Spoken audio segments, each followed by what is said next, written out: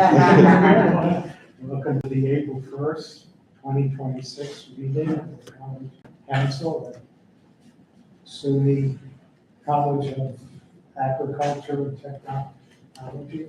List of Ag and Tech, right? Pressure. And to note that we will be live streaming of the New York State Open Meeting Law. Tracy is live streaming with us somewhere in the ether. Hi, Tracy. I don't think she's on. If you're on yet. She's on Florida time. First order of business, approval of the minutes of February 4th, 2026, which were second to the agenda. Discussion, comments, motion to accept. So moved. Second? Second. Okay, discussion. All in favor, aye, please. Aye. Opposed, abstained, minutes are passed. Thank you. We'll go to Danielle Hutchinson. Move to the top of the agenda permanently. Yeah, that'd be great. Thank you. Class, Yeah, at 9. student government. Awesome. So a lot of things to discuss. It's been a pretty busy 2 weeks that we've had so far. I'll just go over. I have two charts over here, dates from the 25th about the events that were held and the current year now. So last year, with total amount of events that we've had was 2,300. And this running year, we're already having 2,700 events going in. With the organizations that held events, it also went up by 12 from 60 to 72. And then the attendance records, the events that are actually tracking their attendance also went up by about 10%. So before we had a lot of Res Life race, just as an example, host their events, but nobody would actually track the number of people that showed up at the end. So not that the RDs are actually in charge of making sure that those numbers are being put down. So we're having a rise in numbers without charts. We had Cape House with the police last week. We first held it down in Warner, but then we moved it out to Bauk, and we had 70 people attend that, so that was great. We had a lot of people taking photos with the police. Charity volleyball happened yesterday, and 15 teams signed up, but the RDs beat them all. Res Life beat us all, and they're very good. I couldn't believe it.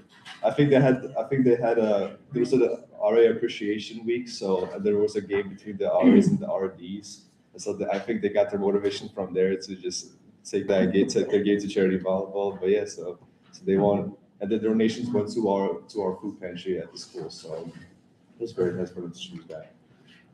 Scholarship task force is happening this Thursday. It's going to be me and the new president for SGA lead, and Stacy, our current and following treasurer. So we're excited to see that. I'm sure more updates will come on that. The elections were underway. Last time I talked about how we were going through elections. Elections are finished. We got our new members for the full executive board, and we're excited to see where we're going to go in the future. It's currently we're training room. We're slowly getting ready for their position for next year. So you guys can work with them from then on. There were also, my e-board team was locked up in a room for 4 hours to do the budgets for the clubs. So they had to go through 30 clubs, and one by one, they looked over at all the lines and they discussed how much is given to each club. So they were very good at that. We managed to hit our goal. And then it's going to be discussed during our next Senate meeting to be approved by the senators. So there's several layers to it. Me and the new SGA president, Lee, are going to be going to SUNY SA from the 10th to the 13th. Decided to go to the SUNY Assembly to voice our opinions, see what's going on and see, just like the activities be and whatnot. So I then bring back the information here and figure it out from there. Also, we're having the club award ceremony, so save the date for that, and then the rehearsal for that is at 4:30 to 6, and then the actual award is from 6 to 7. And the new SGA president Lee is also on the cast board already, so she's already getting her hands wet and they're doing business. So good to go there. First of all, thank you for your service. He just got back from deployment, so thank you. It's conversation. And Also, did not SGA get a praise from the SUNY? student? Oh, that's right. So we actually got in touch with our SUNY Ag and Tech representative, and we were discussing issues that she thought we would be having that she sees in other campuses. And what we told her about our SGA, about our center, about the state of our public transportation, about like the courses that we offer and all these student opportunities, that she was very surprised, and she was like, wow, like this is genuinely impressive and something that I want to bring out to other schools so they can actually upgrade their schools. And as many online classes that we have here, a lot of students in our campuses, the number that I heard from her was 70% of their students are online. So Online? yes, so even with the amount of classes that they have and all the facilities that they provide, most of the classes are online. So it's very hard for them. That's why it's very hard for them to make such events that bring people outside of their campuses to bring together. So that's something we should honor at SUNY Cobleskill. You're up there. Yeah. What percent of students are online or in class here? Pardon? What percent of students are in class? We have some online, we do. We have online courses, but all of our students are physically, they have some face-to-face. Some responsibility. Yeah. Just to get an online BPA program, but that hasn't started till fall. Right, and that's a whole different set of students, hopefully the adults who need to finish their. Degree issue. Just the other thing about Daniel and the tone he set for SGA, and it's been there now for a while. I meet with them as often as I can, because first of all, they're fantastic human beings to meet with, and they always bring up substantive issues that are just, and it's not necessarily about the person, it's about the person talking about his or her cohort, friends. They're always advocating for each other. So at the meeting, we finished, and then I said, well, we have a question of you. And I said, what's that? How can we help you? Right, and we're sitting there going, what? And so the one thing we asked was, I said, how you all doing? And they said, mental health wise, this institution takes very good care of us. And they were talking about the wellness center, the caring about everybody on campus. And then when we had the power outage, they made a very big point to say how well cared for they felt. So just to say that Daniel couldn't be there because he was doing other things. I was there for the power outage. You were here for the power I was also the RA on duty when that happened. Oh, So yeah. that was like a double whammy. Well, to that point, the professionals were getting ready to tell the RAs how to handle it, and the RAs were already doing it. They were already on target, so thank you. So just wanted to tell you the kind of student body we have. So when they bring up a complaint or an issue, it's substantive, real, and has a major impact on the campus. So that's how the scholarship task force came to be. So I want to thank you for that advocacy on behalf of our students. Thank you. And then maybe briefly, the RAs and the dorm, Mhm. other people who keep the students safe must go through a lot of training. Oh yeah, Could you absolutely. Talk Yeah. briefly about Oh yeah. So it actually comes down to two things. If you're a new the whole hiring process for the RAs is already it's a very long, not a long process, but it's a process. So the RAs are interviewed, and then they're supposed to make like a fake program, and then they're presenting both in front of RAs and RDs. The RAs and RDs asking a few questions about themselves, and then their perception of the role, and then the interviewee gets to ask them questions back. From then on, if they were to get selected, there's two variations. They get either hired right away or hired in a pool. So if needed, they can be pulled out of the pool and hired. So new RAs are actually coming back into school earlier by about 3 to 4 days, and they get that advanced training at the beginning, so they're able to keep up with the incoming RAs that are already returners. So from then on, all the RAs are refreshed about what they're learning, about any new events or changes in the policy, and then they go through mock scenarios where you have actors playing out as some type of conflict, whether it be roommate conflict, whether it be that, just like everything, honestly, like silent complaints, everything. So they really do prepare you for everything. And even if you're not in the scenario participating, you're on the outside watching somebody else do it, and then everybody at the end comes in together to discuss what would be the best course of action. So, yeah. Thank you. He did it, didn't he? He explained it well. Questions, comments? I just wanted to say the recognition that the college cares for the students, you know, that's a learning experience, and I think we are such need for people to understand what it feels like to be cared for and what are the resources that support that, because we can teach people information online. Anybody can get the information, but to integrate that into an experience where those students, even when they graduate, they're going to remember what that felt like and what were the things that supported that. Because we know if you're not in a good mental state, you're not going to learn and process the way you need to. And I think that's under the radar of a lot of organizations. I think they're starting to realize the importance of empathy and communication and conflict resolution. But I think if you live it and you experience it, it's going to go way beyond any of those technical markers. So I just really want to say I'm continuously impressed with the whole student that we support here, and that we acknowledge that, and that's it. Yeah. Thank you. And if I may just give a shout out to the Wellness Center real quick, because I've been hearing a lot of students have positive feedback from there, especially when it comes to getting therapy sessions. I've talked to students, and especially after the midterms, that they were having a hard time. They would give the Wellness Center a call, and they would schedule them a session in an hour, and then they would have sessions scheduled right afterwards with them. So it really is helpful, and their outreach also towards the students to asking them to benefit their wellness center themselves. It's fantastic. So I just want to give a shout out to them. When Ann gives her report, we'll fill them in on where we are with this accreditation. Yes. It's also in governance, there's a movement. We have a new institutional governance committee, which is student well-being and engagement. And thanks for being that on. So that's a new committee for us.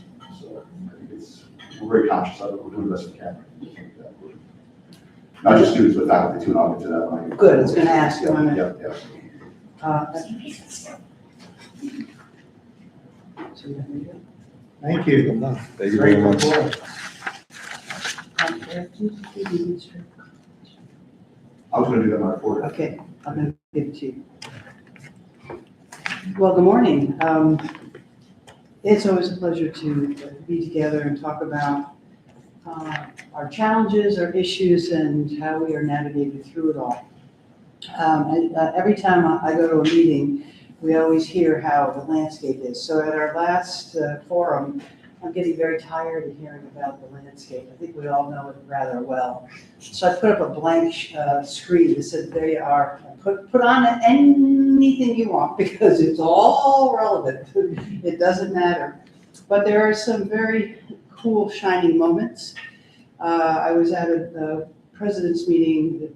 I'm chairing the Capital Region Higher Ed Alliance, which is 17 institutions in the greater Capital Region. And we just launched the Alliance last week with a huge press conference. And what was interesting, the response we got from that was bigger than I expected. I think you too, Jason. 27 media hits on it. And what we're saying is college is important. And for example, they said college attainment that they'd like to try to do in a capital region like ours should be about 75%. We're at 45%. Yeah, so all these institutions came together, and we think it's the only unique constellation of institutions in a capital, because you go from agriculture to engineering, liberal arts, you name every kind of institution, professional, exists in the capital region. So we are banding together. We met on Monday to talk about how do we do this, and we were told by experts who came to visit, this is highly unusual. Normally, competition gets worse at this time. And the professionals said collaboration is the only way to go, and we should be ahead of the game with that. So very interesting and more to come. I give my presidential colleagues kudos as well, because it's very scary to sit in a room, or perhaps a student that would have come to you is going to go to that other institution, but we all will benefit. So we're going to do things like, and Jason, we get a chance to tell you, we are going to discuss this idea, an open house just for the Alliance higher ed institutions, not anybody else who comes from far and wide for our Capital Region students. So everything we're starting to do is going to be as the Alliance together. So the Chamber of Commerce is supporting us, and they want to bring, which was again our idea, experts, our district partners together to the open house so that prospective students and parents see kinds of partners we bring together. So I'm very excited about it. I think it's giving us more dividends than Anya, you and I perhaps thought at first, particularly after the meeting we had today, Well, yesterday. I'm not sure yet. Okay, I'm telling you. Yeah. Based on that. And then we had, what's exciting about this too is the mayor of Albany came to talk to us. We're getting folks who want to talk to us and are coming back. But we had experts from Brown and Weinrob, which is an advocacy group, and they said, which you'll find interesting, this is the most generous time in the history of SUNY for the state and the budget. They've never seen this kind of support ever. Take it, run with it, do what you need to do with it because it could be gone tomorrow. So we have a governor and we have state legislators and we have community members who see the importance of education, higher ed, and that the bill, the One House bill, still has in it for us what we call SUNY Reconnect. The two-year colleges last year were able to enroll students free to them, to the students and institutions that the money though, to enroll and get degrees in high demand field programs. Since we are a two-year, we kept saying, what about us? Well, we are now included in that. We'll see if it stays in as the negotiations start. Will tell you anything? Has Will said anything to you? Nothing yet. We're anxiously waiting. Yeah. So I want to give you that landscape. And, with everything else, the other thing that's happening is quite interesting is somewhere on TikTok, this happens every once in a while. Folks are training or telling students who dropped out how to sue us for their money back for financial aid. So we started getting them, and we're finding out many institutions are getting these complaints. We've got 3.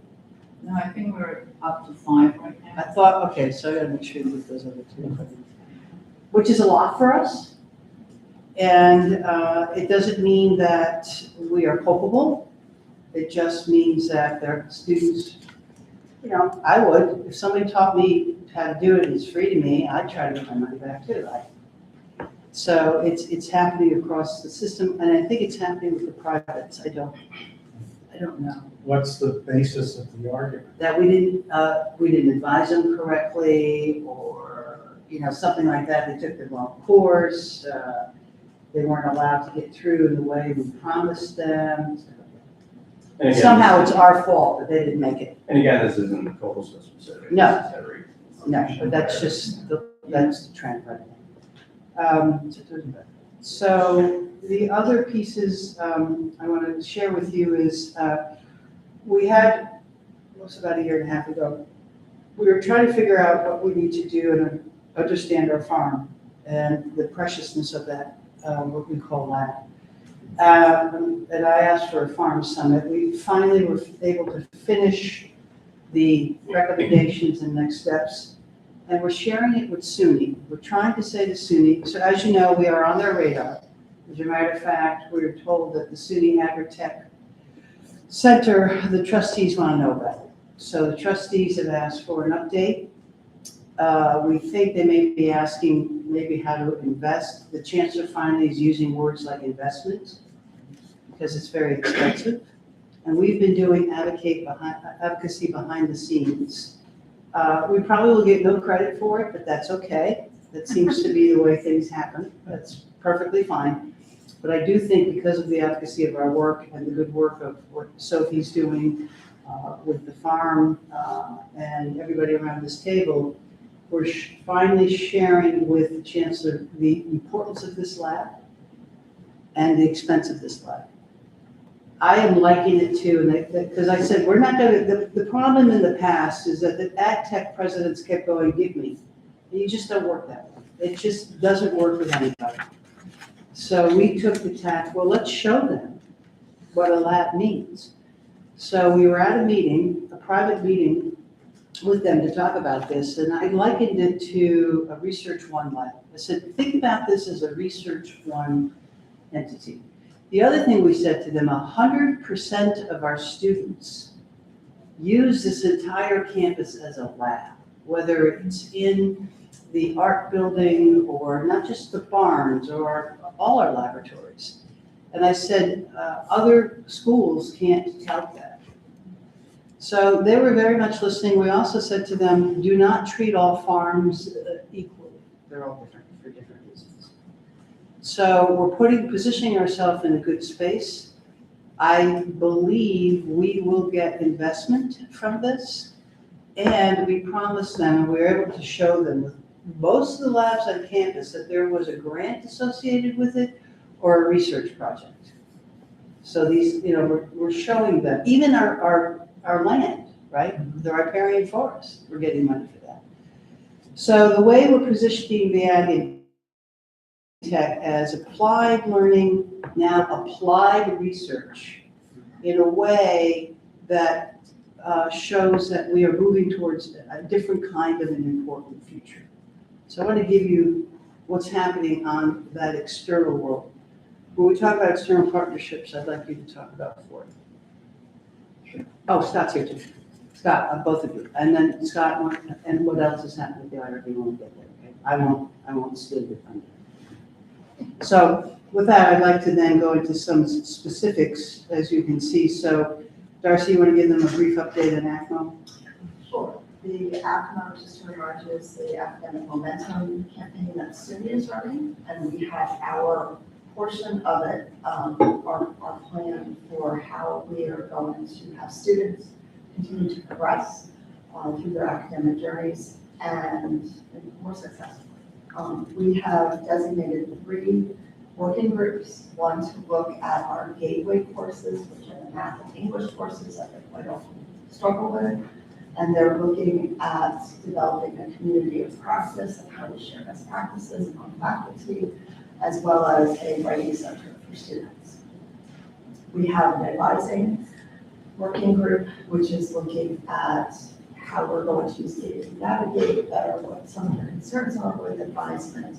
And we have consultants coming from a national organization called NACADA, which is the National Organization for Advisors. They're going to come into a program review and look at our advisement model. Eric is chairing that group. And we have a summer bridge group, which will look at how we can bring some students in early and get them prepared better if they're and they don't have some of the prereqs and the skills that they might need coming out of high school that are working with that. So we're starting to really look at what the main areas address them in a really data-informed way, using national practices, using things that have been shown to be successful. So we've also received funding for that. We received $15,000 for community practice and $20,000 for our overall plan, which includes the investment of the NACADA consultant.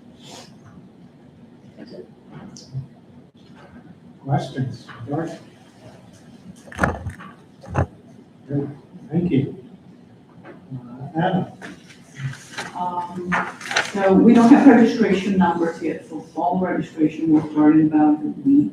So we'll start gathering them. Right now, recruitment-wise, we're on the right trajectory. We're up 39% in applications, 15.5% in accepted, and 17.4% in deposits already, which is ahead of both last year and the year before.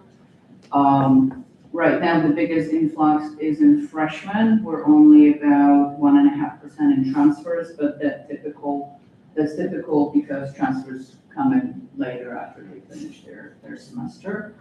And right now, the fastest growing in deposit numbers are in animal science BS. That's kind of why we need the summer bridge program. Make sure that as soon as they come in, kind of start them earlier and move along. The lowest numbers right now are in communications degrees, so these are the two opposites. But a lot of programs are slightly up, so again, the trajectory hopefully will maintain that until the beginning of the semester. Question, we heard that the consultant said this is the best time for support of higher education from a philanthropic standpoint. We've heard that the capital district is way below in terms of eligibles who are actually getting through college. And we hear that enrollment may be up here. Are there dots to connect with those three situations? Definitely, whether you can directly connect this dot to this dot, not yet. But all the PR and all the effort of the Capital Region Alliance, as well as the conversations at the legislative level, it all helps. Another thing that helping our enrollment was the additional investment we did both in admissions and marketing, and that's obviously paying off. So again, these numbers were up, but we've got pretty high targets that where we wanna get to. So we still got a long way to go, but we're on the right course basically. I guess another dot might be, we hear about the difficulty of new college graduates to find employment.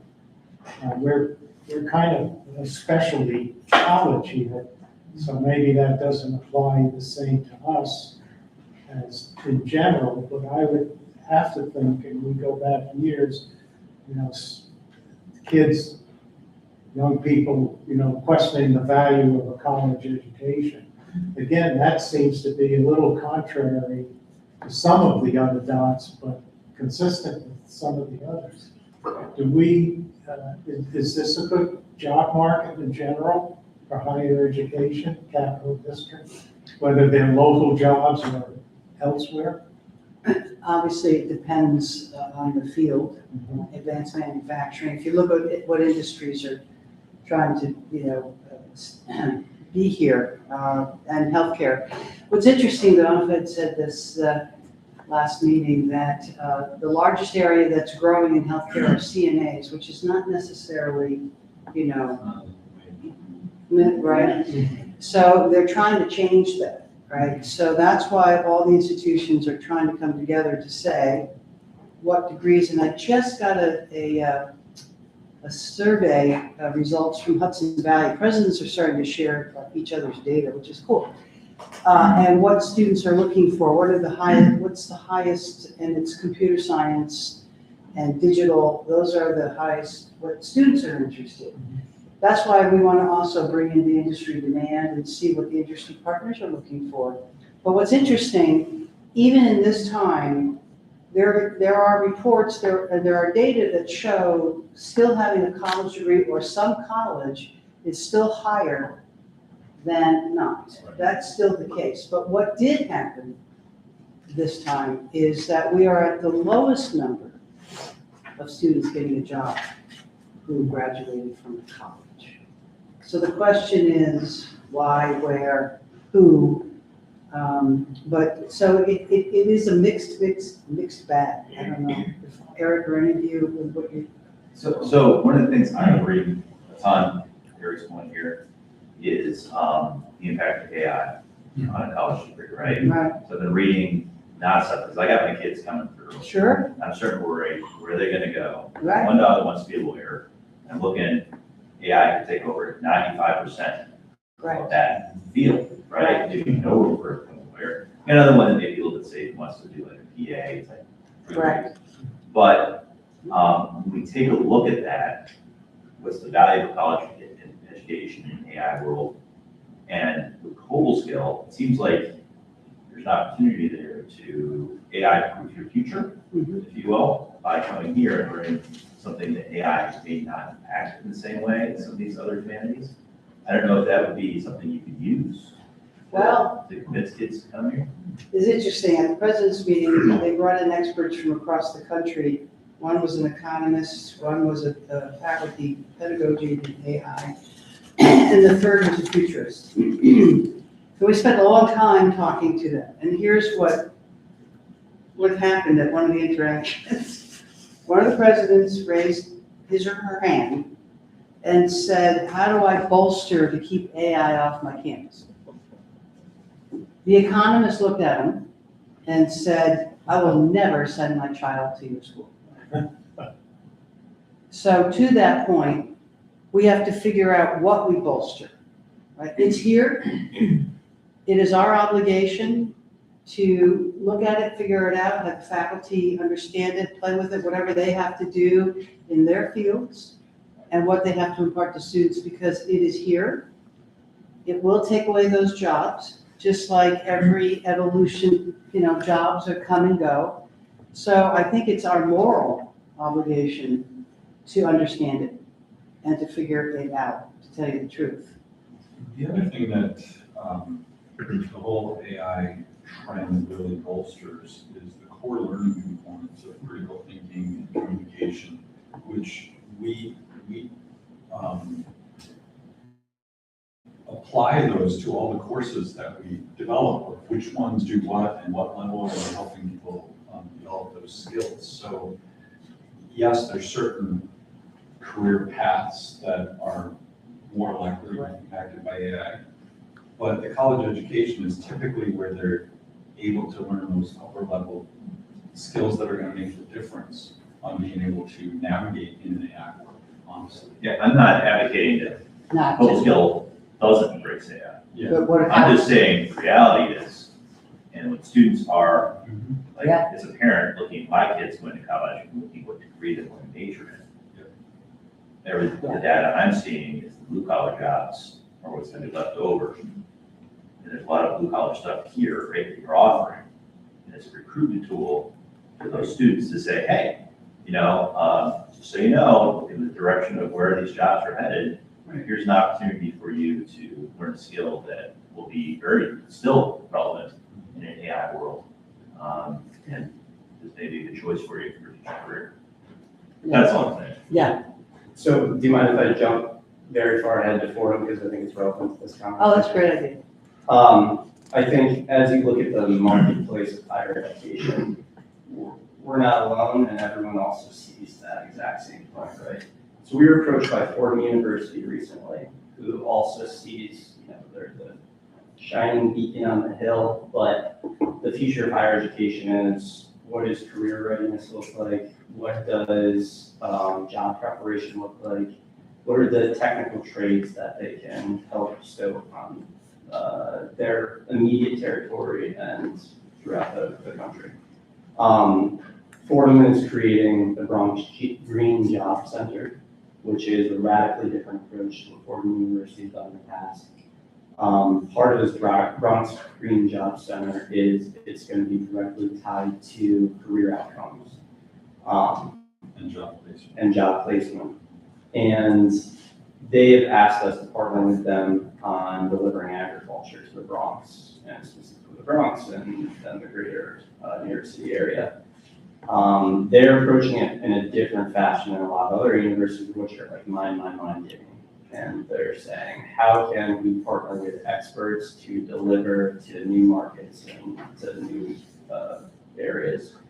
We see this as an incredible opportunity to expand kind of that Cobleskill footprint, that model into a new territory, which is the Bronx. And Scott can talk a little bit more about that too. But Do it's you mind if we skip to this? We don't, Okay. go ahead. Marilyn had a question on that. Not a question so much as some of the things that I've been reading about what are the opportunities, and a lot of them, I mean, because I'm a biologist or ecologist, I'm like, oh, that's good, because those seem to be the areas, they're so variable, people don't know really, or the people aren't listening or aren't reading, but the environment is so changeable, so unpredictable right now. I think it's an area, and the fact that we have the highest enrollment in our animal science, I think these are indicators that that on the ground, hands-on learning, we're in areas that can't really fit necessarily in an AI box. I think we have opportunities there, and also the idea of data. That's, Any opportunity we have, we get research-based hands-on and we have data to show, there's where your collaborations, even with higher institutions, become more reasonable. We'll have data that other universities are gonna want, and that has value. I mean, it's great to be collaborative, but it's going to be important to realize what we have of value so you can negotiate. Right. Like, oh, you're big and you have a lot of whatever, and we have data that you're gonna need so that your students that have interests have that broad perspective and know what their options are, so. well, we are in the AI box. For example, if we do robotic milkers, so I wonder if we need to do at the next meeting an AI 101, right? Because it is a tool that will be used across all disciplines. To your first point, Martin, what does that look like? How is it co-working with us or co-generating data with students? And one of the big, two young people in my life are both getting masters in analytics. And that's becoming the big data, which they've said that's coming down the pipe. But, so I don't, Eric, do you want to weigh in on this as a faculty member right in the middle of this, or you just okay listening? Okay, listen. Okay. I don't want to make a subjective kind of statement. Yeah. Let's Like I let said. Okay. loose Scott. Marion, do you want me to expand on this a little bit? Or Sure. do you want me to- Yep. This is a little off agenda, but I think, our role as college council is sort of somewhat globally and community-wise. This is a very good. So there's a lot of things about this Fordham that relationship that bode well for us. Number one, it validates this whole workforce development initiative that we've had because they're building an entire model on this, like with a new 17,000 square foot building that they're putting in the middle of the Bronx and getting all kinds of funding coming to it. So it's getting recognized and our name is going to be a part of that recognition, number one. Number two, they're looking at us as experts in this credentialing field. So it's showing our expertise, to your point, in more than just the technical track of agriculture, if you will, to the point where we might actually be the one issuing the credentials. I mean, all that stuff is still getting worked out. Third is it's giving us an opportunity to now potentially work with University of Puerto Rico, which is one of their campuses, an agricultural school like us. And they're a land-grant college, which opens a whole nother set of doors for us from a financing and grant opportunity perspective. So, and Gus is modest. We've been at this for about a year, 14 months or so, somewhere in there. And in the last 2 months, it's really starting to bloom, right? To the point where they're expecting to be live with some programs in the fall. This looks like a great opportunity for us, even if we don't wind up getting traditional students out of it, just from an exposure perspective of our programming processes, how far ahead we are in this workforce development space, et cetera. I think it's gonna be a recruitment opportunity, not for specific students. I think it's gonna be. Oh, Gus and I totally agree, Yeah. but even if the worst case, we get Yeah, no yeah. new students out of it, it's just opening so many doors for us. That's great. Lindsay, whoever. Yes, I'm curious to know if the plan for the facility down in the Bronx, Brooklyn, will involve expanding our program for meat processing.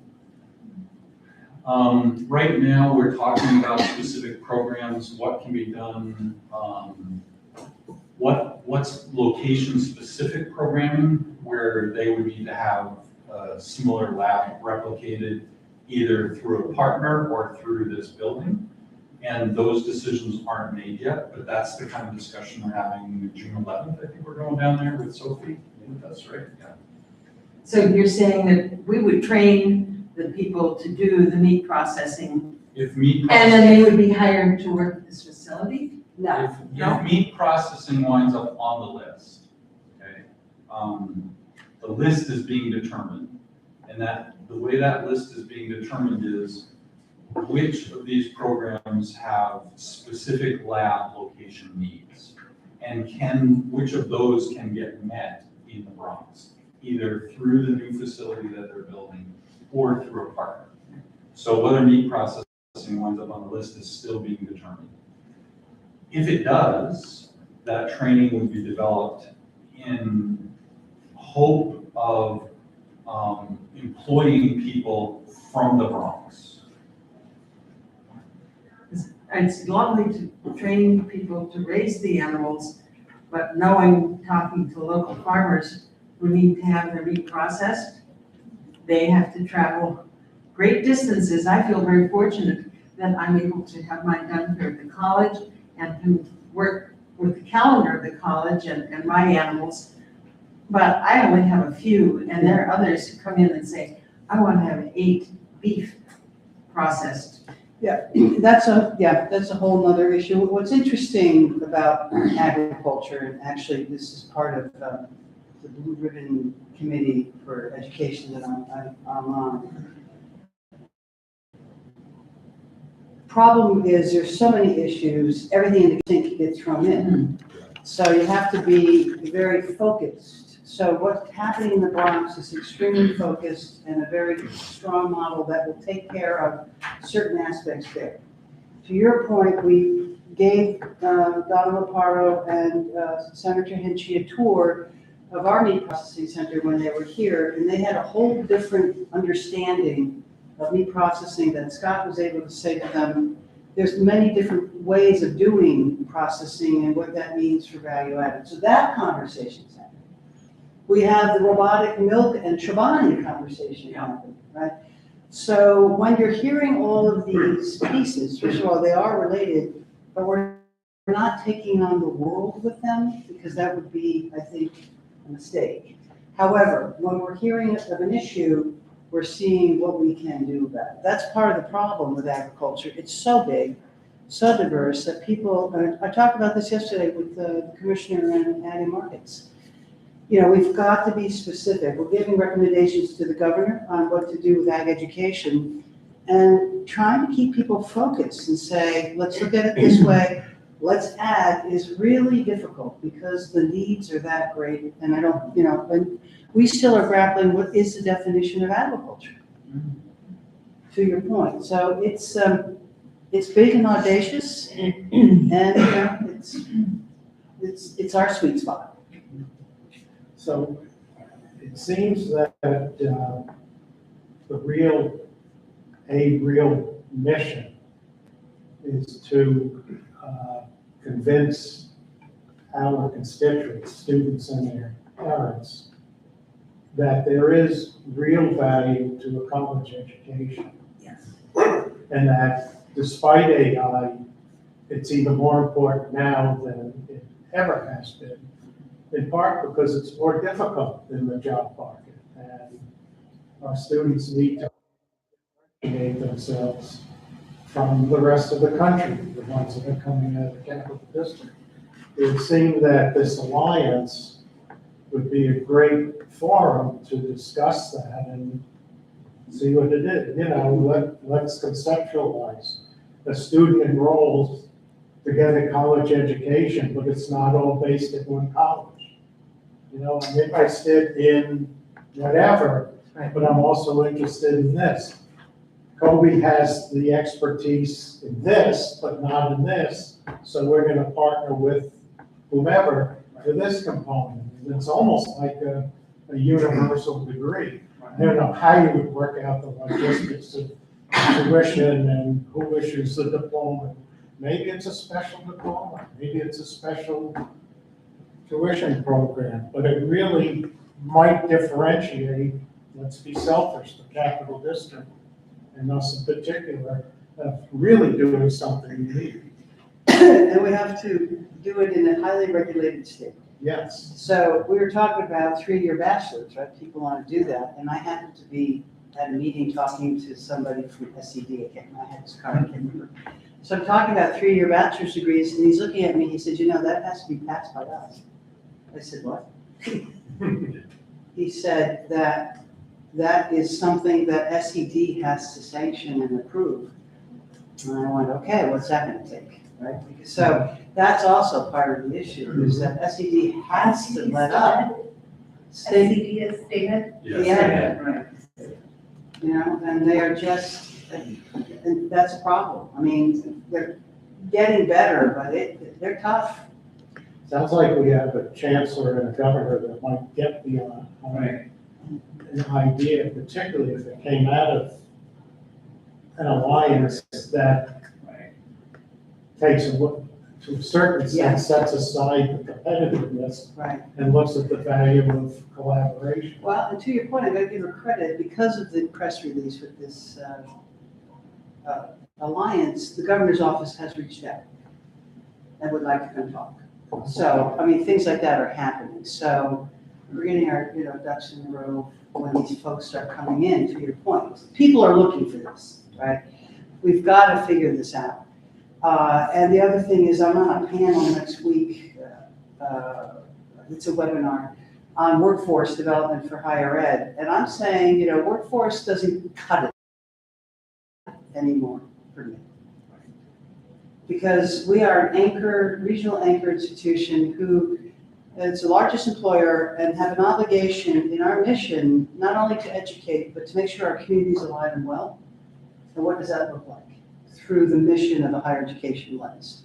So we talk to say it's one thing, right, to get the pipelines, it's another thing to make sure your community is doing well, economically, socially, and all those other pieces. So it's sometimes we shortchange it, and every institution, as everybody knows around the table, workforce, we're all being forced into workforce.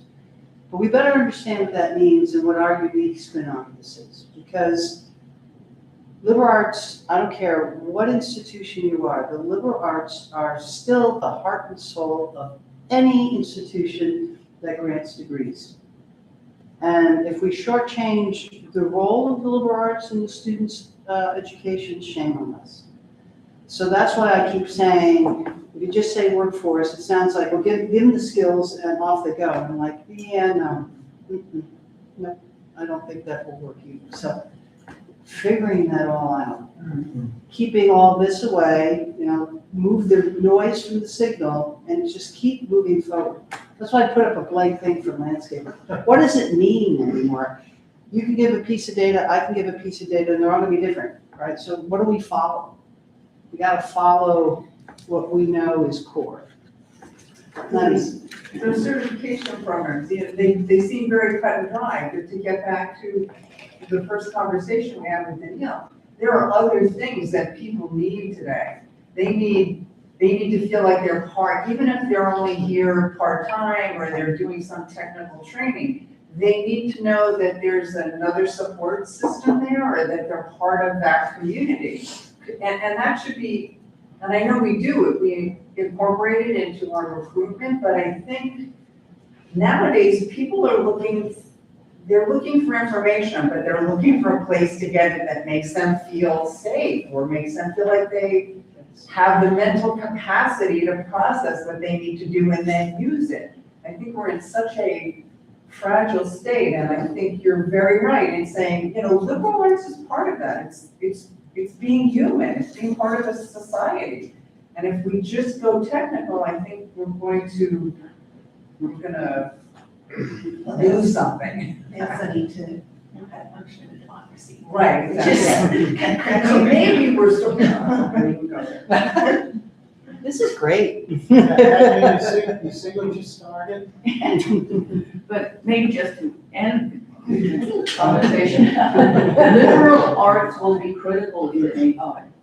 Yes. Actually, most of the prompt writing and machine learning, actually, it's gonna needs a huge, broad background in humanistic areas. It's not a technical necessarily career. Yeah, if you play with it and say things like, I play with it all the time, and I can't remember what words I put in, but they were critical thinking and emotional kind of responses. I can't answer your question. That's what came back. You know, liberal arts creates the context. And I love Maybe that. we should call something besides liberal arts, Right? Conservative. I don't know. Well, No. You live in We're the talking about critical thinking, we're talking about Yeah. social sciences, we're talking about What is that? communication skills, we're talking about presentation skills. When Cardinal came, one of the biggest agricultural companies in the world when I was in 15, I said, what do you need from our students? I'm thinking about our animal science students. Like, we can communicate, they can write, they can present, they have social skills, they have emotional intelligence, they have critical thinking skills. So I think, look, you're right.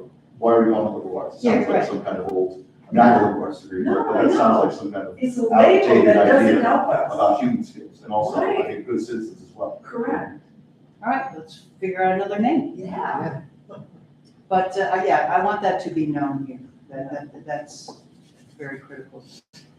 Wow, okay, anything else you got? Okay. Budget update, how are we gonna pay for all this?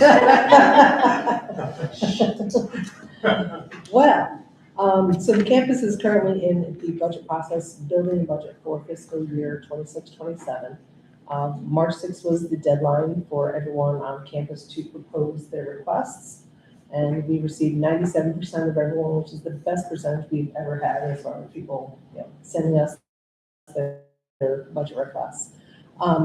The budget for the campus has to remain flat from what it was last year because our target is only 1828 as far as the stability plan. The distribution within the campus will have to change because, as you've seen in the utility costs, highly volatile right now. Our current budget of $2.5 million for all of our utilities on campus is probably going to end at 2.7 for this fiscal year.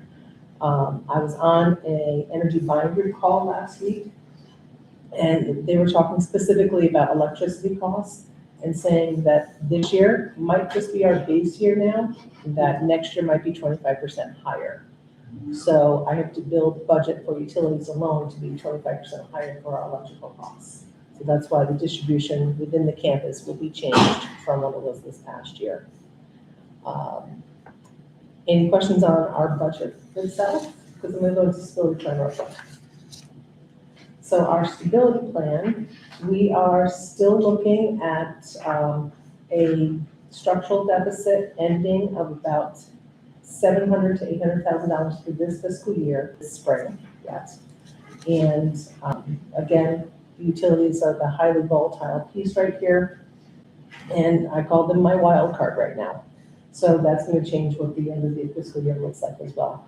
We are still on target to be positive for fiscal year 27-28, which is what the chancellor's mandate for our campus was. So we're still in good terms right now as far as our stability plan. We're making good progress. We were at almost 3 million and now we're down to 800,000. Yeah, so we ended last fiscal year with a deficit of $3.1 million, and we're right down to currently, as of February 28th, under $600,000. But I'm expecting that to increase a little bit. Because of utilities. Because of the utilities primarily. Because as long as we do everything else that we've been doing for this fiscal year, we're holding pretty steadfast. It's the ETA and solar field that you're talking about? It says 27, and that will take care of the electrical needs. Will help. It will help, yes. We think, Unfortunately, I don't have numbers on that one. was at least a third less? I thought it was 50%. I was gonna say 50, but I didn't want to. I haven't been in those meetings in a long time, but I thought it was targeted. So 1.5 megawatt Yes. field, but yes, as we continue to electrify.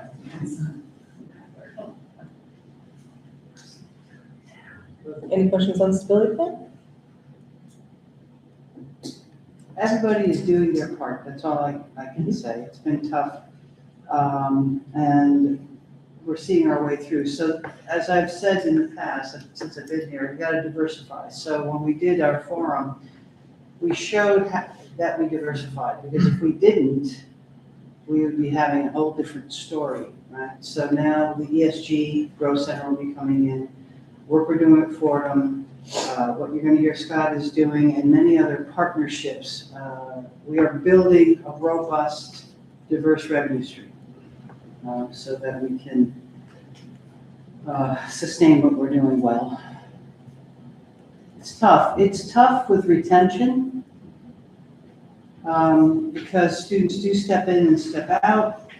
The other thing we're learning, what we've known for a while, that, students come in with a lot of credits and they take a lot of credits while they're here. They'll take up to 19, 21 credits a semester because they can for the same tuition dollars.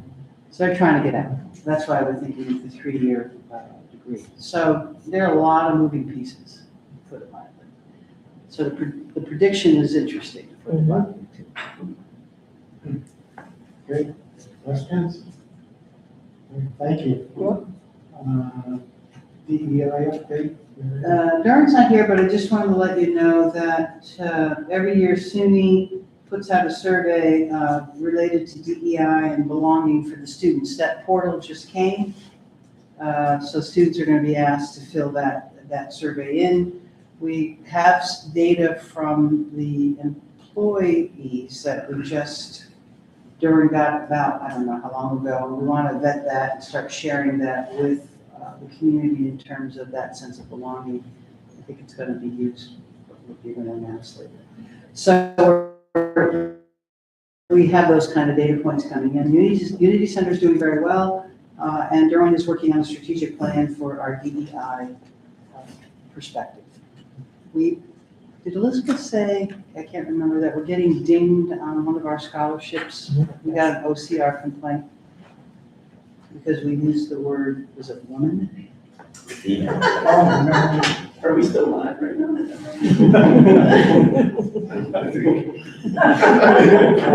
Can they see that? So we're working on it.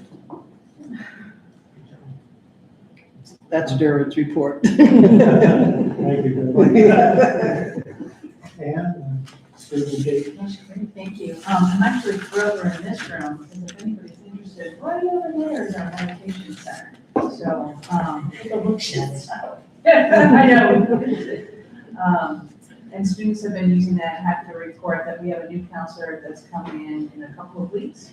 And the mindfulness initiative is being embedded into her position. The last couple of years, it was extra service, and people were doing a good job, but now we're excited to get that in there. So there's been lots of workshops happening, student leadership training, and it's getting more and more embedded in courses. So we're excited to see that. To your point, Marilyn. Yeah. Did you want me to talk about our governance? Yeah, Eric alluded to, Eric, were you going to say more about the student well-being committee? I was going to mention it, but you're down to talk just about something. So I'm in our co-chairing our student well-being engagement committee. We just started meeting a couple months ago. We've already talked about scholarships, freedom of speech, and most recently our FE students, as I like to call them, for prospective students with medical and/or mental health needs. So it's trying to give a window into what people can expect when they're on this particular campus and where the hospitals are. So if people have really high medical needs, this might not be the best place. But it gives more transparency than what they can expect. And let's see here. We have reinvigorated our campus community coalition. Our last meeting was in October of 2021. Wow. And so we just had the first meeting. So that's with our local mayor, the local police department, fire department, the codes officer. And from our team, it's actually Derwin, Mike Waxman from student engagement, Joe Batchelder from facilities, Chief, thank you. So a really good group of people. We were really excited to see it. We really partner around student issues. So good stuff happening there. And then the Wellness Center, as Can you talk a little bit more about that? What is Cobleskill doing to welcome and engage students? Yeah, so that's actually a lot of what we're talking about. In addition to CPI, Cobleskill Partnerships Incorporated, along we've done now. So Mike Waxman in particular is working with the downtown village, looking into the fall for having, we just changed the name of it. It's basically getting our students out into the local community and businesses, and the local business having special deals for them. Community service activities, Mike works on that with the local community as well. We're really, we've mentioned this before with the parade in December, we're really instrumental in helping that to be so robust with our student boards and clubs. And also, Anne, right, they've come to us to help with the art festival, 4th of July, and the 250th birthday that they're gonna do right after the Sunshine Fair. So we're getting pulled into all that cool stuff. The new mayor we have talked to him, I don't know, a lot. He calls me on my cell phone now, and we just check in with each other. And I think he really sees the value of the college. Yeah. And if there's like a problem with, say, like a student's house in the village. Yes. We work very closely, actually a little over a year ago, we had a really good problem. And we partnered with the landlord, and worked with the village police too to change that culture, and it changed. So that was really, great question. It's much better than it's been in a very long time. We also have the Fisheries and Wildlife Festival That's, yes. down in the park, which really invigorates things. I'm sure you've seen that. Yeah. That's great. But you know, it's so funny, Eric, right? Then people come to me and say, well, you do nothing, and then we start listing everything, they're like, oh, right, to your point, right? We do this, and they're like, what are you gonna do for us? And I'm like, we're doing a lot. And then our wellness center, as I was saying, the president mentioned, they just had their accreditation during the power outage, I might add, and it took a village, Laura and Scott, everybody partnered together to relocate them. So while we don't know the official outcome, I'll say that it went very, very well. So Lynn Otto, our director, was very pleased. Accredited by whom? AAHC. Right? Yep, I just am not good at acronyms, so I can't. But tell remember. them, Yeah. this is not a mandate, we Okay. choose to do this. Yes, yes. And how many facilities across the country Oh, have this? gosh, less than 20%. So, yeah, it's a very rigorous. We put ourselves through it for. Actually, speaking of AI, Lynn shared that what Sarah did, our assistant director, she took the standards and then took each of our protocols that match up and ran it through AI to say, what are we doing well, what needs help? So that kind of like I look at it also from like AI from the everyday perspective, and it helped them tremendously, so it's great stuff. And then we are in the season of awards, as Daniel alluded to, our ESLAs, Excellence in Student Leadership Awards, are happening next week. We had a record number of applicants, 49 students applied, and about the ESLA award itself, a number of student leaders get that, so about 20 or so, and then we have 5 specialty awards, and about 5 to 7 students receive those. So we are in the season of awards, and I just love it, it's a good time. Oh, and then we're going to be looking at our senior speaker. So we have a record number of applicants for that as well, but 10 at least. And our president is saying just 1, not 2. We try to lean into her sometimes to get 2, so we 1. That's very good. Yeah, it is. Questions? Yeah? What Ann does with her team is, as you can hear, it's not what we call the tertiary model only, like I'm a counselor, come to me. It's very primary and proactive out there, and we're trying to say that we're there for students who may not even know they have issues or they're in a crisis that we can avert so that they don't go and spiral, right? Because, so it's the whole student in many, many, many ways. Can I mention one more thing that you just mentioned, that present transit? Yeah. Yesterday, we had a really cool meeting with a group of people from across campus. Ani was with us as well, because she is one of the cool people from across campus, I have to say. And we talked about how can we catch students better from when they come in and deposit and get them, especially students most at risk. And so we're trying to problem solve around, okay, what is Keys doing? And we added a question to a survey so that students and their families can say, yeah, I might need a little extra help. So we can target them faster. So hopefully to help their transition be smoother. And it's not mental health, it's The overall. it's like a wraparound Yeah. service model. So lots of good things happening. Thank you. Facilities master plan, Laura? Back to me. So facilities master plan, we are currently in phase 4, which is the concepts presentations. The consultants came up with 3 very unique and very different, interesting concepts for the campus. And they've been presenting them to cabinet, they've presented them to the students during the outage in Champlain Hall. And there's another meeting coming up this week with cabinet. What they're looking for are feedback from different factions on campus as to what their feels are of each concept, because I'm getting feedback that one of the concepts people don't like at all, where the other 2, they're like, oh, I really like that piece over there, like I love the berms. So there's one concept that puts berms along Route 7 to help students really come in and funnel in through certain areas across the road and try to keep them from, and above the road too. So it's really interesting ideas like that to help modernize the campus and upgrade the campus and campus safety as well. That's pretty much it for right now, because we don't have anything in writing from them.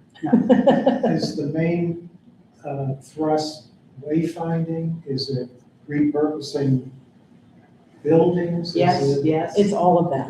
It's all of it. That's a big plan. Well, one thing we did find out from the construction fund, they're the ones that obviously support this or pay for it. It's a 10-year plan so that we can tell the construction fund, we don't own these buildings, the state does. And what we need to do next. So for example, because we have some space utilization efficiencies or lack of, we've been told for a while, no new buildings, you gotta repurpose the ones you have. Right? So things like that, right? So, and we know we wanna repurpose a lot of them. So they'll give us that kind of guideline.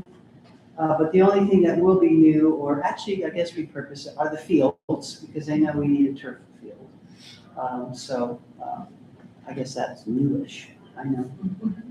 But just to tell you how that works, and they give us the parameters. Great, thank you. Questions? A catch-all, external partnerships. Well, that was where- Various speakers. Representatives. That was where Fordham was put in, but I don't know if you wanted to add any, or where we are with Unity House? Unity House is on hold till fall. In terms of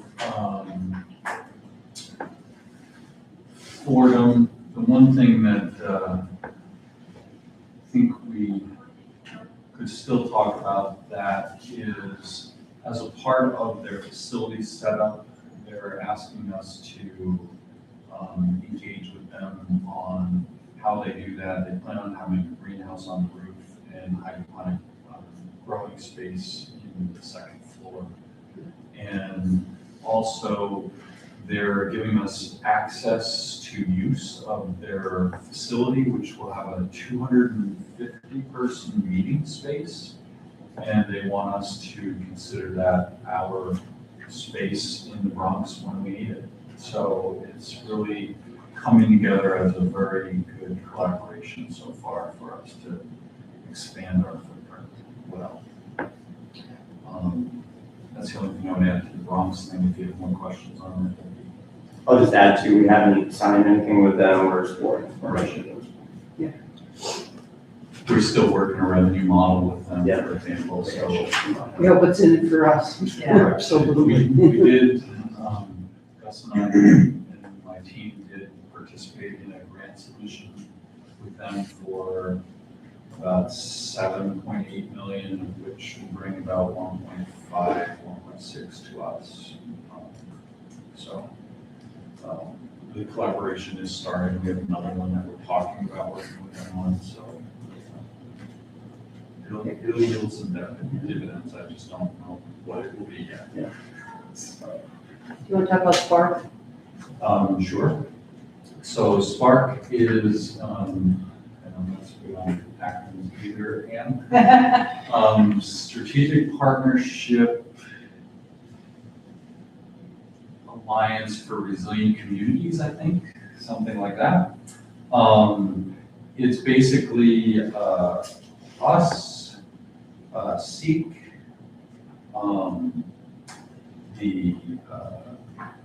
IDA? the IDA, and County. the tourism organization, they use a TPA, which is destination marketing, and then county ag specialist, and then also the county economic development coordinator. And what we're trying to do, we've been at this for about 1.5 years now, I guess. We try to coordinate how each of us can contribute to the economic development initiatives that are going on. In this particular case, we're going to have the event May, I want to say 7th off the top of my brain. That sounds right, Scott. Yes, May 7th in the evening at the Cobleskill High School, called Igniting Prosperity. And its focus is to use some case studies on how we've all contributed to some of the projects that have actually happened here in town to expand local businesses and initiatives that are starting to yield results. So that's the focus of that. I think it's 6:30 to 8. Some other things that are kind of cool that are going on. We have our second business plan competition on April 24th. We've been doing the evenings, we've been doing our pitch reviews with the participants. And so we expect we'll be about 20 businesses competing this year, which will be out. And we'll be giving away $32,000 to the top 3 finishers of that for their business growth. We also have the Entrepreneur Expo, the Empire State Entrepreneur Expo. If you have not been to that, I encourage you to go. It is a great time from 11 to 2. Pace, try and buy is the slogan, and come with an empty stomach. And presents. That is May 1st, from 11 to 2, and it's in Upper Prentice. Most of them will take credit cards. Well, last year I didn't read that. Oh, did you? Oh, it's got a lot there. Oh, I always spend a lot there. Like Santa leaving. That's the thing, it's just before Mother's Day, it's a great time to buy stuff to give to your loved ones. So I'm encouraged. It's also a fun time. I get to step out of character and see. And Oh, yeah. have fun. It's a whole different Scott. I'm like, that's Scott. My team is like, wow, never knew that you could be that. So. I agree. The two more things I wanted to talk about. First is the training center expansion. We are continuing to push forward with that. We have a facilities plan. We're still working some fine tuning aspects of that, but that will allow us to grow our enrollment in the ag engineering, heavy equipment, micro credentials, and training that we're doing for Department of Transportation and other entities. And we've already opened that to the public now. It's not only DOT. We've had other companies take an entire workshop. So that is getting around and the interest is there. We've even had companies talk to us about taking it to their location now. Our expectation is we will have somewhere above 40 hours, 40 weeks of training held in the training center this year, which is really good. It was running about every other week during the semesters, so this is, we've really ramped up the volume of what's being done there. We, what, 2 years, 3 years out, the net revenue from it will be about 1.5, if I remember from the business plan. 1.5. We've created for it. You see our deficit is 800, okay, you see we're. And at this point, from everyone we talked to, we don't see an end to that need.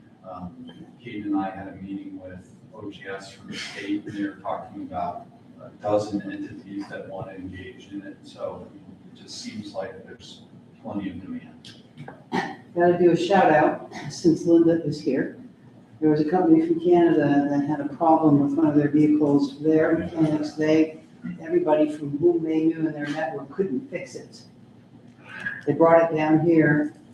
You know the story? Go ahead, And you can tell it better than I. Robert and Caden, within 24 hours, fixed it. And now this company from Canada is like, oh my goodness gracious. Yeah, they actually sent an engineer down here and they had fixed it within 24 hours so that the firm could redesign to eliminate the problem. For context, they're IGANS professors. I can tell you that Rob and Caitlin That's her reception. felt very proud of what they did and very happy to represent the college in that way, to tell other people It's a great we're story. here. Yeah. Great story. The last thing I had on my list was our efforts in value-added products. Scott, just pause for a second. Is your last meeting you're able to attend? Yeah, I'll be here for commencement. You will. Okay.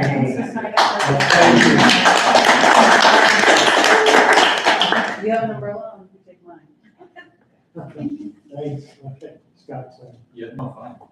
The last thing was, I had mentioned that we were working on using our own dairy to make products for our own campus. I just wanted to give people an update on that as well.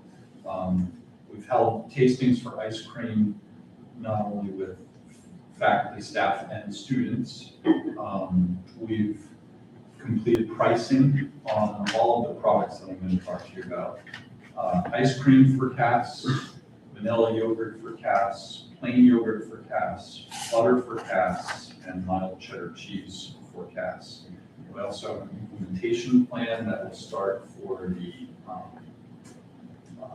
new student orientations this July. So it is coming together. We think that this is a great opportunity for us to be feeding our campus from our own cows. Did I see, all I caught was a blurb, is there a new relationship with the paramedic program? We are, Somebody downstate? yeah, Ulster County's reached out to us and we're putting the final touches on that. The press release came out a little too soon for getting all our ducks in a row, but we are getting our ducks in a row. Yeah. To be announced. Yeah, no, it's, yeah. Officially. They got excited. Good, very good. Questions, comments, additions? Okay, great, thank you. Eric, faculty governance? Sure, good morning, everyone. We had a campus governance meeting on March 19th. That's the campus-wide big meeting. And that's, the members are all, the faculty or staff are all UP members, so those are the voting members. A lot of management confidential there as well because we've had the Institutional Governance Alliance now. Attendance has gone way up. We've had 100 plus for the past couple meetings, up from 50s and 60s. So I think people are paying attention. They understand the urgent times. So I've been very encouraged by that. The big news was the administrative conference, which the president alluded to.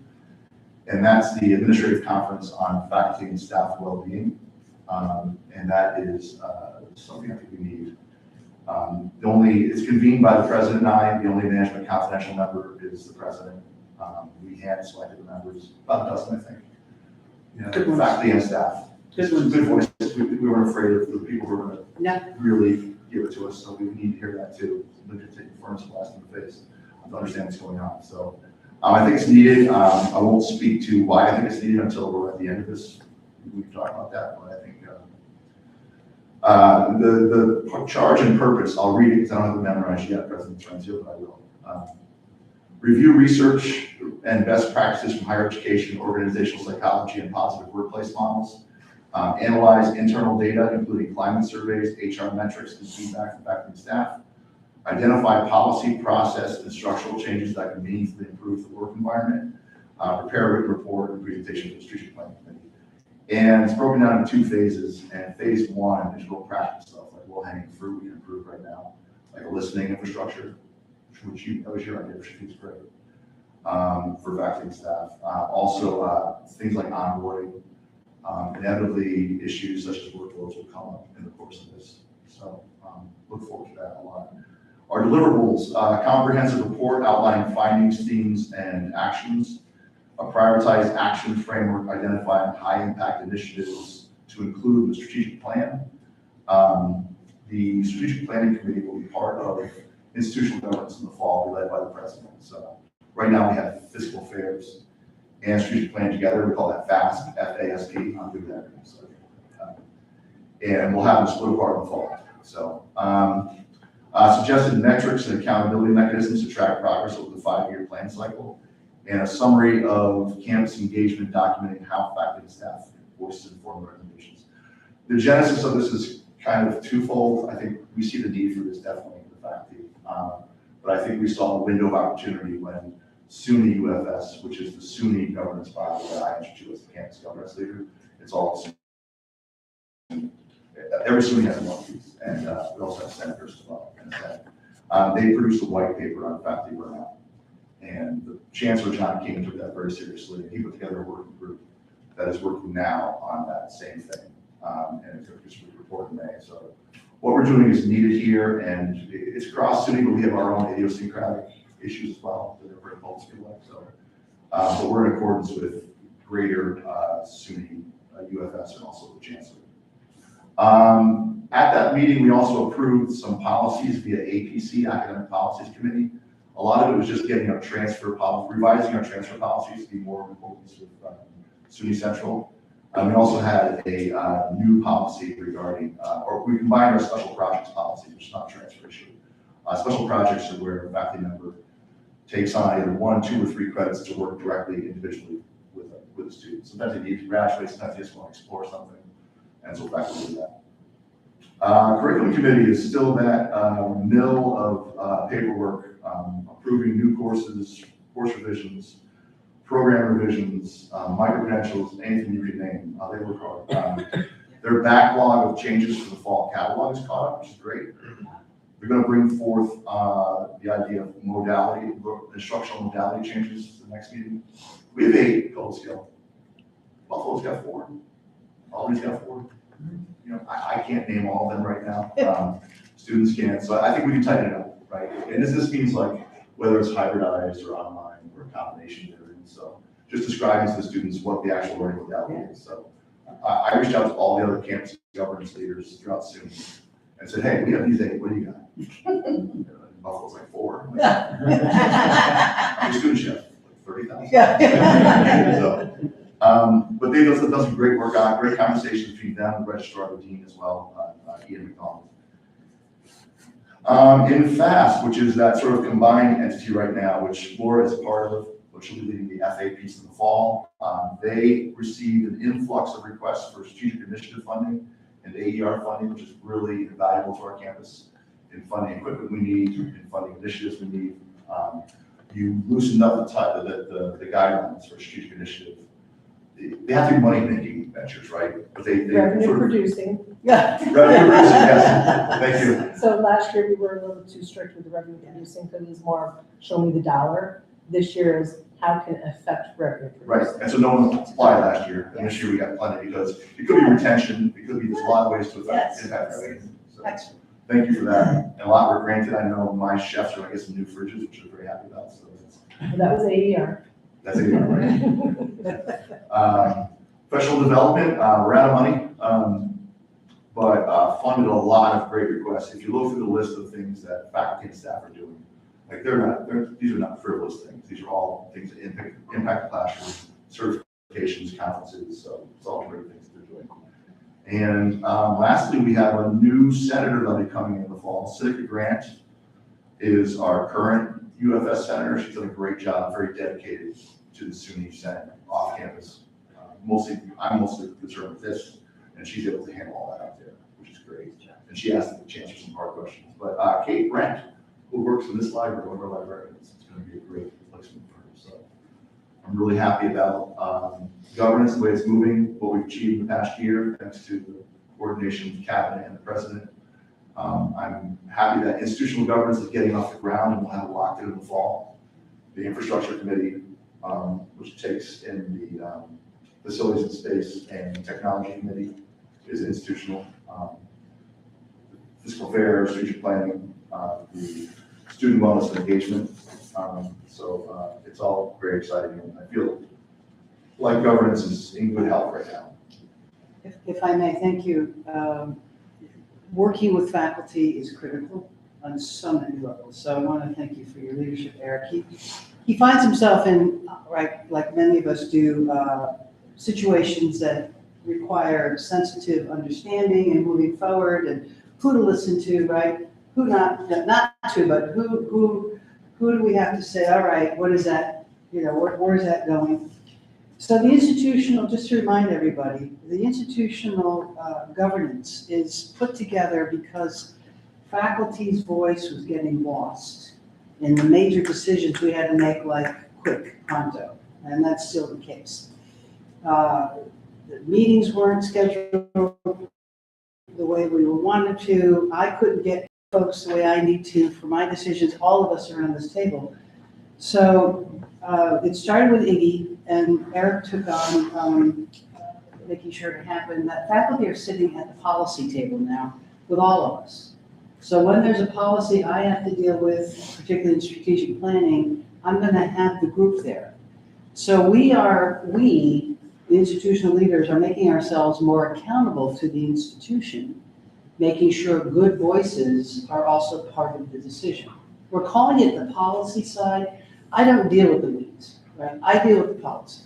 So having faculty leadership on the committee or with you in finance, we think is critical. And faculty were saying, well, do we have to put experts on these committees? We said, no, you're experts because you're here. What you need to be educated on, we will educate you, and you will educate us. So eventually, if you think about this, as we cycle through the committees, more and more faculty and staff will understand the inners and outs of this institution, rather than always rely on somebody who may know finance or somebody who may know strategic planning. We're the experts, that's why we're here. That's why I'm very excited about this. And the other thing, as a nod to the wonderful partnership, we've said to the presiding officer, we don't care how you choose who serves, totally up to you. I have no say in who's going to be on my committee, and I think that's the coolest thing. She's going to have no say, you have no say, because the faculty and staff will let us know. So to that point, any idea you think, Eric, when you want to start identifying folks, and do we want to maybe do hello? Sweet, as the French say, immediately. Okay. I think we have to get it going, I was wondering what you were thinking. Yeah, we were talking about that in executive committee. Oh, good. We gotta get running with it. Yeah, because maybe. We're locked in with, your committee's all set. Yeah, infrastructure's. And it's not a matter of us appointing them, I just want you all to know, it's a matter of, I put out a call. Yeah. If I get the exact number you need, that's great. Generally, I don't, which is greater, and I put out a poll and say, vote for your top three, so I think it's a campus decision, it's very democratic. I think shared governance is more important than ever. People sometimes say, well, because it's so fast-paced and complex, you gotta bypass shared governance. I think it's the biggest mistake. Take the time, listen, and then move forward. And I said, if there are opportunities, which happens more than we'd like, that the decision has to be made yesterday, we're gonna start using email with our committees to say, gotta go with this. Anything you can say before I gotta go, right? But they'll be educated enough by that time to be able to give us informed thinking. So that's the idea. We're very excited about it. And the faculty will be in charge of their own area in terms of curriculum, academic policy, faculty welfare, and all those important pieces, totally under the presiding officer, what the provost says, the chief academic officer. I have nothing to do with it, except to, want to know what they're up to. We're all in the conversations though, across the table. Oh, Very good. Questions, comments? Great report, thank you. Thank you. Good. Nick, Hello, everyone. I'm gonna ask you also, how are you gonna pay for all this? Well, that's our job, but that's where we're going. So I want to take just a couple of minutes and talk about how great the SUNY fundraising report came out, which comes out each year and compares the different SUNYs and how they're doing. So this one came out highlighting last year, which is 24-25. And I just want to share how great we look, especially considering our size. We were ahead of 4 comprehensives, which is outstanding. We were on par, I think, less than $100,000 off of Farmingdale, which has 10,000 students compared to what we have. And the geographic location is also a little more conducive to fundraising. So that was exceptional. Considering the size of our shop, which last year was 40. So last year we raised about 3.325. The endowment looked really good compared to the others. We really stood out in corporate and foundation fundraising as well. So we are punching above our weight class. We went from, I just give you a little history of the growth. In 2020 to 2021, we were at about 1.2 million total raised for the year. And last year, 3.325. Well, a lot of the other SUNYs are flat or staying right around where they are, with the exception of a few. So I'm just very proud of the team and the work we've been doing and the momentum. I think it speaks to how much our team, and that just doesn't include my shop, it includes the faculty that we work with, closely the staff. Everyone really cares about the institution as well to lend a hand. So kudos to everyone, and I'm very proud of that. Any questions on that? I just want to add, because I look and we're all competitive, right? So Rockport, which is at 8,000, they were just like 500,000 above us. You got to understand the power of this. These institutes, we're probably the smallest in-person on-campus students. So that and the shop. These shops we're talking about, they're making maybe 4 million to our 3.3 million. They're like 10 people, 6 people, 8 people in their shops. So I really think this is just unbelievable where we are in this. And to know that just the 4 comprehensives are, The Binghamton was at 16. I mean, right, all right, so the research ones are at 16, 15, which they should be. Yeah. So that we are at that number is who we are is just phenomenal. Old Westbury was at 880,000. But who's looking? Yeah. Who's going through this? Who's going through it? So I want to share that. I thought you all be interested in knowing that. And this year we are at right around 2.2 million on the year. Our goal is 3.25 with 4 million very active in the pipeline right now. So things are looking very good for this year as well. We have our first ever Athletics Day of Giving coming up April 10th to 11th. So watch social media, check your inboxes. We're very excited about that. All the funds we raise are going to go to our teams to support our athletics program for their needs. We have a couple really good corporate challenge matches and a couple individual matches as well. So we reach a certain number and it unlocks that match, which is great. And Caitlin Ogden, our development officer for athletics, also put together a first ever corporate partners brochure for athletics. So if companies want to support athletics, get some exposure to student athletes, we recognize as a partner. She put that together. She's been soliciting companies, and she's already gotten a few on board already. So all really great things. Very proud of the team and excited for what's to come. And that concludes my report. Questions? Very good, thank you.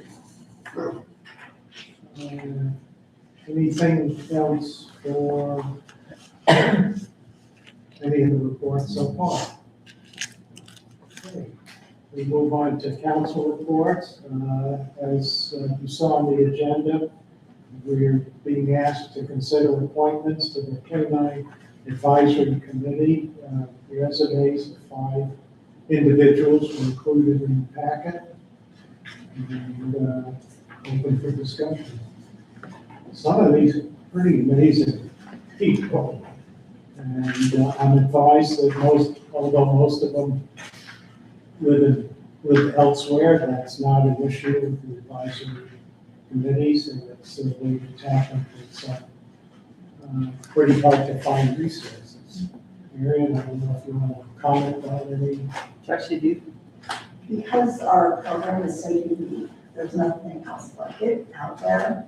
It is difficult to find that expertise for the CAM training and management. We're moving a lot into conservation and detection work. So you can see that expertise within some of these folks as well. Makes it hard to recruit faculty, but we've found some really amazing ones in that area too. So, because there aren't PhDs in CAM management. So, but this type of expertise is out there, so we do have some really great folks in this. Looking to move all 5 individuals? Yes. All right, so moved. Thank you. I'll second. Thank you. Discussion? All in favor, aye, please. Aye. Opposed, abstained, thank you. We now have committee appointments. Any chance of some of these people coming on campus and presenting? I think some of the things they could talk about. Right, there's one from the Susan. She's, she's our have a really good relationship with the Penn Working Dog Center. So we have students that go there, but that's certainly a possibility. Okay, great, thank you. So I just understand, so you're looking to evolve this program to become more, to create expertise in conservation and detection skills? They're doing research in that. Okay. We have a project where we're using training dogs to detect invasive species like the red goby, which is a fish. Yes, okay. They can also detect lanternflies and some invasive plants, so we're expanding that work. Great. So that's the research focus of several of the faculty, and they're actually doing some work with UAlbany on detection of Department of Defense project. So we have a lot of that detection expertise, but the program's actually going through program review right now because it's a little bit of something for everyone. Right. We've got training, we've got therapy, we've got Right. detection. It's a new program, so it's the first time through that process, and we're bringing in external reviewers to look at it, Right. and input onto where would be the best focus Right. for us. So, Great.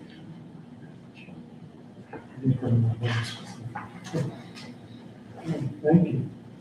Any council members have anything they'd like to discuss or report? Okay. I just had a very nice lunch at Little Rolling Bistro. I brought my husband and a friend. We had a lovely lunch. Yes. And I think I got cheese curds at some point. And they were also good. That's it. Good stuff. That's an educational lab too.